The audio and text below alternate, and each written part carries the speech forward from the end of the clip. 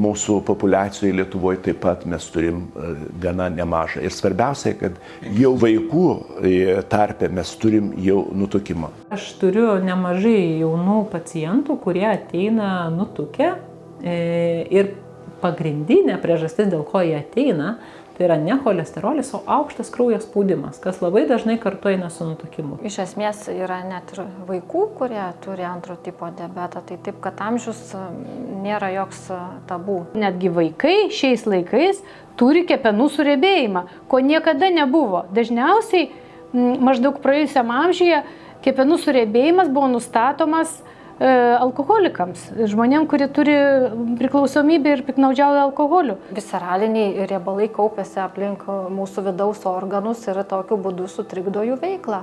Tai jie yra patys pavojingiausi. Vienintelė praktiškai išeitis turėtų būti mitybos pokyčiai.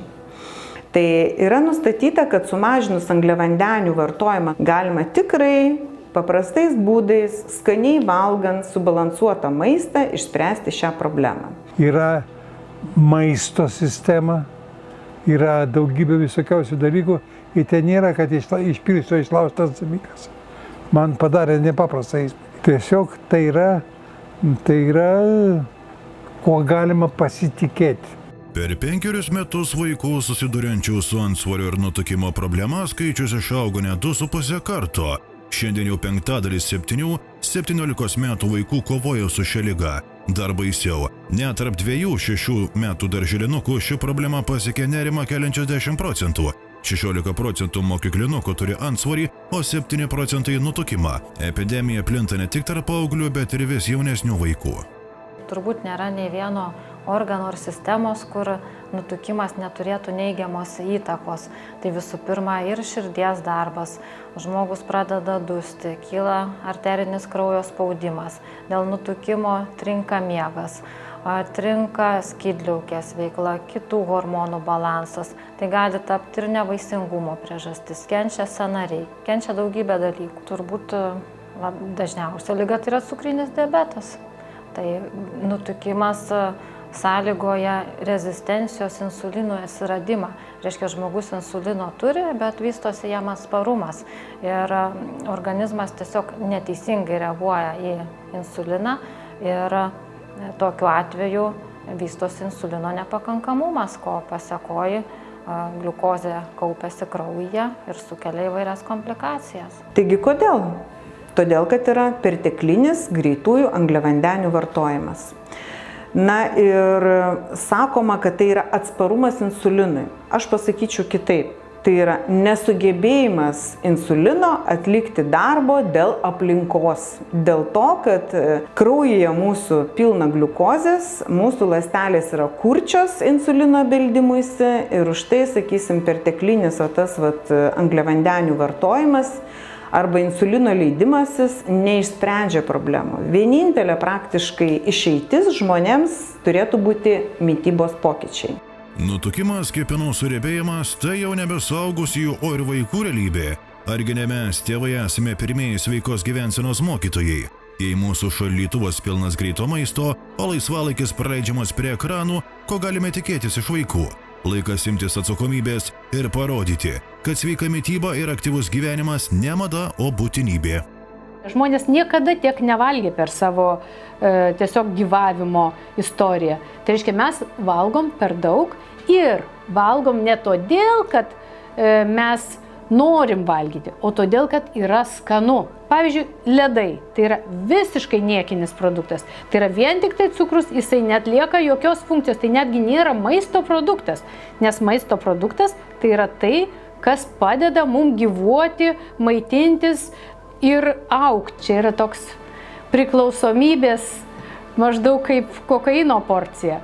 Ir ypač jeigu mes perkam tos ledus vaikams, kurių sudėtyje netgi nėra grietinėlės, jeigu tai yra tiesiog užšaldytas vanduo su cukrumi, mes labai gadinam vaikams sveikatą ir vystom jiem priklausomybę. Ir tai tiesus kelias į ligas. Todėl netgi vaikai šiais laikais turi kepenų suriebėjimą, ko niekada nebuvo. Apskritai visos rudas, baltas cukrus, tai yra vis dėlto tiesioginis mūsų kasai smūgis. Ir jeigu jūs pradėsit skaityti etiketes, jeigu jūs atsisakysite tokių greitųjų angliavandenių kaip sultis, kaip perdirbtos košės, kaip saldus vaisiai ir kvietiniai gaminiai ir visa konditerija, kur yra cukrus ir baltieji miltai, perdirbti kvietiniai miltai, tampa gliukozė greičiau net negu cukrus. Todėl tas derinys skanios saldžios bandelės, kepinukai, keksiukai. Tai čia yra baisingas smūgis mūsų kasai ir tiesioginis kelias į diabetą. Ar žinojote, kad antsvoris vaikystėje gali tapti grėsmė gyvybei suaugus?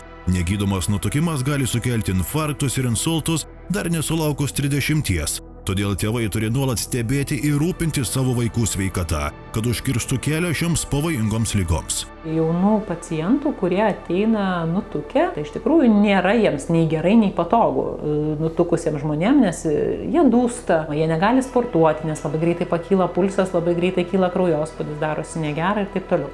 Tai nutukimas yra liga. Lietuvoje yra prevencijos programos atliekamos širdies kraujagyslių ligų nuo 40, bet mano nuomonė tai yra per vėlu.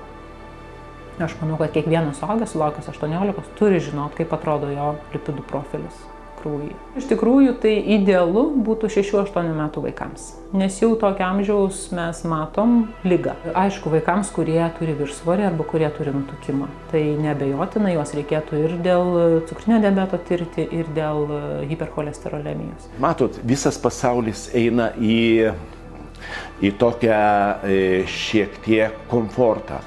Kuo daugiau yra komforto, to mums ir mityba, mes turim daug pasiūlos įvairios, turim įvairių saldumynų, įvairius gėrimai, kurie nėra mums sveiki, įvairios kitos priemonės, bet turėtumėm pasirinkti. Sveikai gyventi irgi mes turim turėti tą dominantę, kad mes norim, kad mūsų vaikai, mūsų anūkai ir ta visa auganti karta būtų sveikesnė. Mes turim keisti tą požiūrį.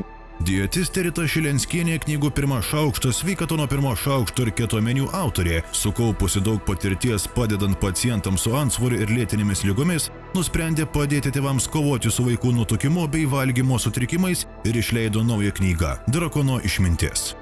Kadangi šiais metais drakono metai, aš pati gimiau drakono metais, tai mūsų šeima susivienijo ir parašė tokią knygą, kuri skirta kitoms šeimoms, ypatingai turinčioms mažus vaikus. Tai gali būti seneliai su anūkais, tai gali būti tėvai su vaikais. Čia yra sudėta labai graži istorija. Istorija, kodėl verta valgyti sveikai.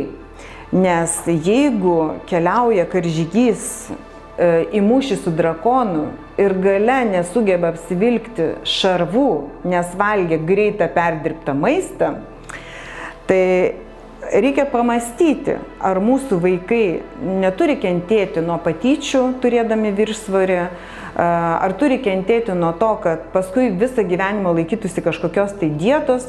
Tai šita istorija yra pamastymas, kad tėvai nuo mažens išmokytų vaikus galvoti, ką reiškia sveikas maistas ir koks jo yra poveikis. Visada gerą nuotaiką spinduliuojantis žymus dirigentas profesorius Donatas Katkus ir jo žmona docentė Laima Katkuvienė atrado, kad Ritos Šilenskienės knyga Drakono išmintis puikiai atitinka jų mitybos poreikius. Aš peržiūrėjau Drakono išmintį, čia vaikams, kadangi aš biškį nesuprantu kai kurių suaugusiems dalyko. Vaikams viskas suprantu. Iškart pajutau tam tikrą sistemą. Pačių maisto ingredientų santykiai, jie yra labai svarbus yra. Dėl to noriu pasakyti, kad meskite visas knygas. Imkite Drakono išmintį, kas yra vaikams, tai suprasite iš karto. Ir čia yra įvairioms kartoms, įvairiems žmonėms irgi yra tam tikra sistema, kur nėra įlaužiama iš piršto. Jinai gali turėti labai didelį poveikį. Antra dalis tai yra mano receptai, kurie yra labai paprasti. Juos galima gaminti su vaikais kartu.